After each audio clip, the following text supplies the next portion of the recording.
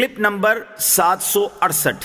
اس clip میں آپ قرآن پاک کی سورہ مریم کا تعارف، آیت نمبر 1 اور 2 کی تلاوت، ترجمہ اور تفسیر قرآن صراط الجنان سماعت فرمائیں گے۔ سورہ مریم کا تعارف، مقام نزول۔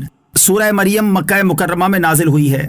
رکوع اور آیات کی تعداد، اس سورت میں 6 رکوع اور 98 آیتیں ہیں۔ مریم نام رکھنے کی وجہ، اس سورت میں حضرت مریم رضی اللہ تعالی عنہا کی عظمت، آپ کے واقعات اور حضرت عیسیٰ علیہ السلام کی ولادت کا واقعہ بیان کیا گیا۔ اس مناسبت سے سورت کا نام سورہ مریم رکھا گیا ہے۔ سورہ مریم سے متعلق احادیث۔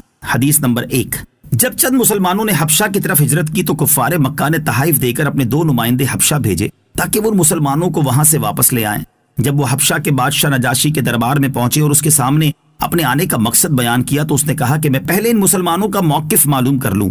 چنانچہ مسلمانوں کو جب اس کے دربار میں بلایا گیا اور حضرت جعفر بن ابو طالب رضی اللہ تعالیٰ عنہ سے اس کی گفتگو ہوئی تو اس نے کہا کہ آپ کے پاس اس کلام کا کوئی حصہ ہے جو اللہ تعالیٰ کی طرف سے نازل ہوا؟ حضرت جعفر رضی اللہ تعالیٰ عنہ نے فرمایا ہاں ہے۔ پھر اس کے سامنے آپ رضی اللہ تعالیٰ عنہ نے سورہ مریم کی تلاوت کی۔ حضرت ام سلمہ رضی اللہ تعالیٰ عنہا فرماتی ہیں، اللہ عز و جل کی قسم، نجاشی سورہ مریم سن کر اتنا رویا کہ اس کی داڑھی بھیگ گئی، اور اس کے دربار میں موجود وہ لوگ جن کے سامنے مصاحف کھلے ہوئے تھے اتنا روئے کہ ان کے مصاحف بھیگ گئے۔ پھر نجاشی نے کہا، بے شک یہ دین اور جو دین حضرت موسیٰ علیہ السلام لے کر آئے یہ ایک ہی طاق سے نکلے ہیں، اور کفار کے نمائندوں سے کہا تم لوگ یہاں سے چلے جاؤ، خدا کی قسم میں کبھی بھی انہیں تمہارے حوالے نہیں کروں گا۔ حدیث نمبر 2، حضرت ابو مریم غسانی رضی اللہ تعالیٰ عنہ فرماتے ہیں، میں نے نبی کریم علیہ السلام کی بارگاہ میں حاضر ہو کر عرض کی، یا رسول اللہ صلی اللہ تعالی علیہ وآلہ وسلم، آج رات میرے ہاں لڑکی کی ولادت ہوئی ہے۔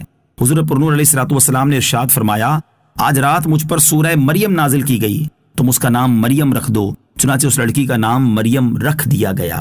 سورہ مریم کے مضامین۔ سورہ مریم کا مرکزی مضمون یہ ہے کہ اس میں انبیاء کرام علیہ السلام کے واقعات کے ضمن میں اللہ تعالیٰ کے وجود، اس کے واحد و یکتا ہونے، اللہ تعالیٰ کی قدرت اور قیامت کے دن مخلوق کے دوبارہ زندہ ہونے اور اعمال کی جزا و سزا ملنے کو ثابت کیا گیا ہے، اور اس صورت میں یہ مضامین اور واقعات بیان کیے گئے ہیں۔ نمبر 1، حضرت زکریہ علیہ السلام کے فرزند حضرت یحییٰ علیہ السلام کی ولادت کا واقعہ بیان کیا گیا، اور یہ واقعہ اللہ تعالیٰ کی قدرت کی بہت بڑی دلیل ہے، کیونکہ حضرت یحییٰ علیہ السلام کی ولادت اس وقت ہوئی جبکہ آپ کے والد حضرت زکریہ علیہ السلام کافی زیادہ عمر کو پہنچ چکے تھے، اور آپ علیہ السلام کی والدہ بانجھ تھیں، اور ایسی صورتحال میں عادت کے برخلاف حضرت یحییٰ علیہ السلام کی ولادت ہونا اس بات کی دلیل ہے کہ اللہ تعالیٰ ہر چیز پر قدرت رکھتا ہے۔ نیز حضرت زکریہ علیہ السلام کی نیک بیٹے کی مانگی ہوئی دعا مقبول ہونے اور حضرت یحییٰ علیہ السلام کو بچپن ہی میں منصب نبوت سے سرفراز کیے جانے کا ذکر ہے۔ نمبر 2، اس کے بعد حضرت عیسیٰ علیہ السلام کی ولادت کا واقعہ بیان کیا گیا کہ اللہ تعالیٰ نے فطری طریقے سے، جدا گانہ طریقے سے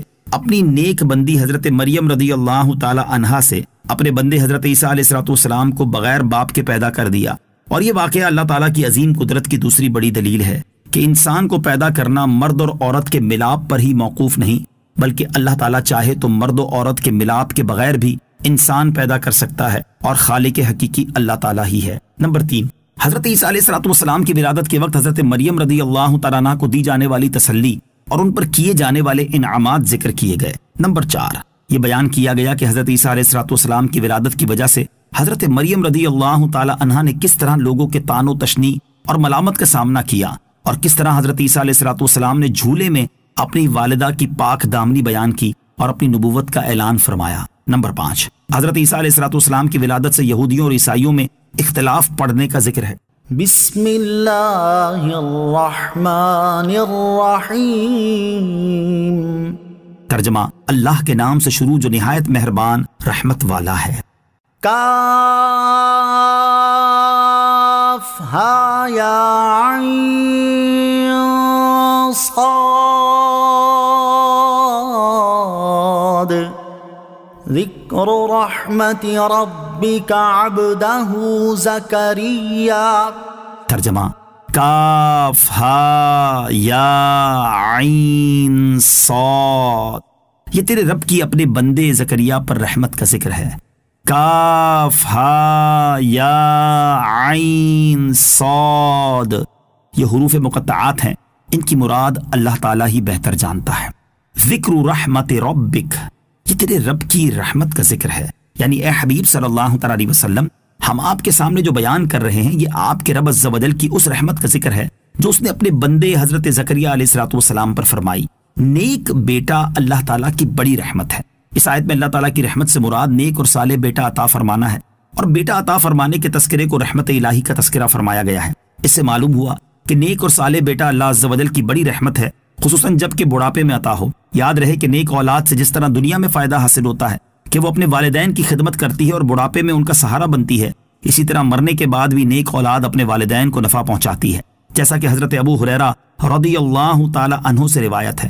نبی کریم علیہ الصلوۃ والسلام نے ارشاد فرمایا، جب انسان فوت ہو جاتا ہے تو اس کے اعمال منقطع ہو جاتے ہیں، لیکن 3 عمل منقطع نہیں ہوتے۔ نمبر 1 صدقہ جاریہ، نمبر 2 علم نافع، نمبر 3 نیک اولاد جو اس کے لیے دعا کرتی رہتی ہے۔ لہٰذا ہر مسلمان کو چاہیے کہ وہ جب بھی اللہ تعالیٰ سے اولاد کی دعا مانگے تو نیک اولاد کی دعا مانگے۔ یوں ہی اسے چاہیے کہ وہ اپنی موجودہ اولاد کو بھی نیک بنانے کی کوشش کرے، تاکہ جب وہ دنیا سے جائے تو اس کے پیچھے اس کی بخشش کی دعا مانگنے والا بھی کوئی ہو۔